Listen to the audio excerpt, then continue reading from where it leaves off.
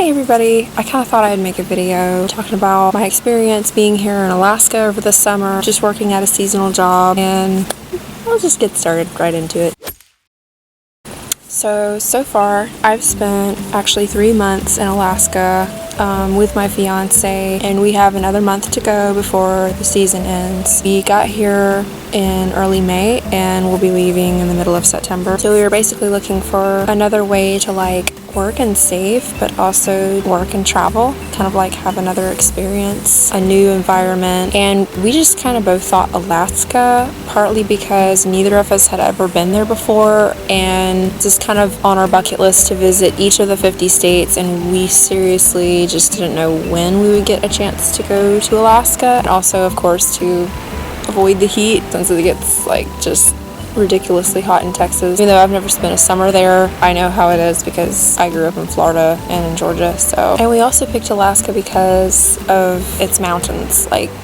There's just so much beautiful scenery here. And we're just both attracted to that outdoorsy feel. It's like a paradise for the outdoorsy kind of nature-loving person. So it's funny, the ironic thing is Travis and I haven't actually gotten the chance to do everything we wanted to do since we've been here. The main reason, honestly, that we came here, other than what I've said, was we wanted to work and save lots of money. So that's really been our main goal. Instead of surviving a boiling hot summer in Texas and scraping by on minimum wage, we thought, hey, let's try to get online and find a job someplace doing some seasonal work. So we actually found a bed and breakfast to work at. Honestly, there's a lot of working opportunities in Alaska. We actually used this same website that I had used when I first went to Colorado. I had found a seasonal job in Colorado by CoolWorks.com. It is a fantastic website, and you can choose from all kinds of jobs all over the country in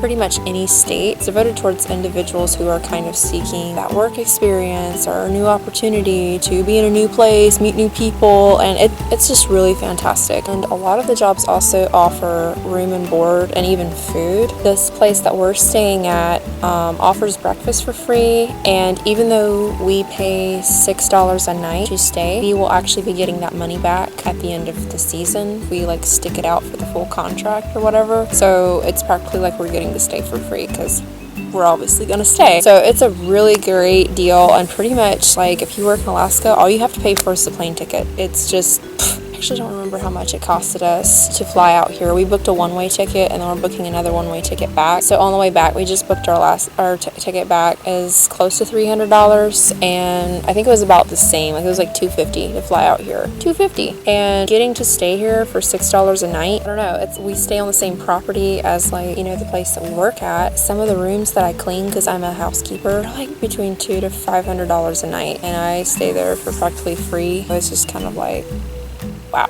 So yeah, we work at a bed and breakfast that faces this beautiful bay. It's called Resurrection Bay, and it also faces these beautiful mountains. There's mountains behind us too. We're near Mount Marathon, and we're practically in the town called Seward. Seward is a very small kind of fisherman type town. It's a couple of hours south of Anchorage. I'm located in the Kenai Peninsula, right next to the national park, and it's just so beautiful here. Absolutely gorgeous. It's just, views are amazing, and I never get tired of looking at them. When I clean the rooms, most rooms have these big windows so you can get this really awesome view, and sometimes it just doesn't feel like I'm at work, I would say for a seasonal job, this one actually pays pretty good. It pays $14 an hour, so that was another reason that kind of seemed like a good idea for us to come and work here, is because the job I had in Colorado, I was only being paid $5 an hour. I really didn't save a lot of money working at that job. Kind of better for the experience, I guess. That's the only thing about filming out here in the nature. Lots of bugs. So yeah, if you visit Seward, I actually think there's a lot of great things to do around here. It's definitely geared towards tourism, but mainly for people that are wanting to be outdoors. So hiking, kayaking, fishing, taking these boat cruises, wildlife cruises kind of thing, or even helicopter or airplane tours. There's a lot to do. There's a sea life center. I actually haven't been to it yet, but Travis's parents are actually coming in about a couple weeks, and we have like a list of activities that we're going to do with them. So we're going to be going to the Sea Life Center. Seward also has like a small downtown area with a lot of gift shops. There's a few bars, there's things like ice cream shop and coffee shops, and they have a library. You know, it's like a small town, and they have one grocery store, which is Safeway, that has very expensive groceries. So as I mentioned, we get breakfast for free, but we still have to spend money on groceries, which is fine, but $8 for a jar of peanut butter. Meat's really expensive. Pretty much everything's expensive. It's just Alaska, I find, is very expensive, period. And I know that everywhere in Alaska it differs. So like here, I feel like it's more expensive in probably other cities. I know in certain towns it can be more expensive than others. So we flew into Anchorage, and then we took a bus down to Seward, and it was actually the cheapest option. It was only $50 one way. You can also take a train,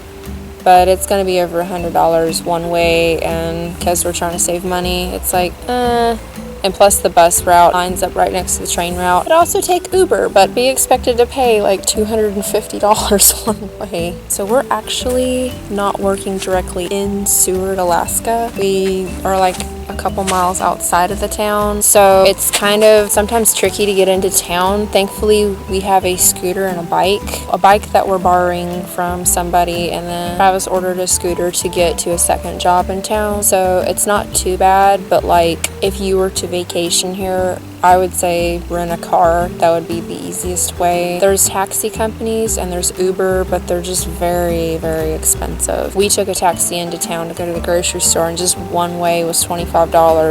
So like that's $50 round trip. In my personal opinion, just not worth it.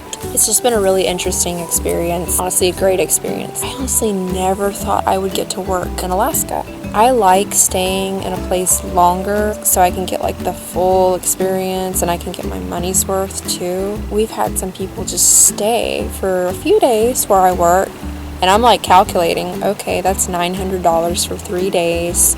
And then let's see, you're taking this cruise and that cruise, like they're spending like easily $2,000. All I had was a plane ticket that cost next to nothing here for free. Kind of got a little thrown off because my sister actually tried to call me, so but I'll probably have to end the video soon because these flies, just so you know, Alaska is notorious for having tons of flies. It's absolutely ridiculous, so make sure you bring lots of bug spray when you come to Alaska.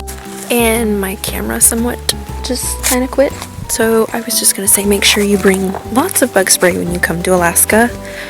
But I have to go because it's starting to get dark, and I don't like being in the woods when it's dark. And yeah, the bugs are just really bad. So I gotta go before I get eaten alive. Woods really are peaceful.